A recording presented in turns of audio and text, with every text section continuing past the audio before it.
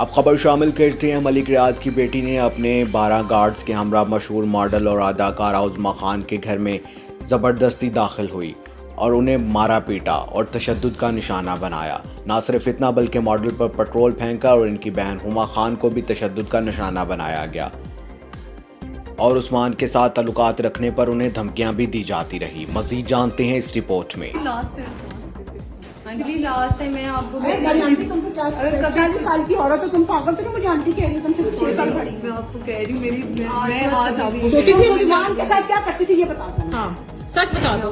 तुम उस्मान के साथ बता दो बेटा क्या करती थी। मैं कहती जाऊंगी। मैं तुम्हें फिर भी बेटा कह रही हूँ क्या करती थी। सोती थी। करती थी ना। अब देख रहे हैं 94 न्यूज़। मज़ीद खबरों और अपडेट के लिए साथ रहिएगा।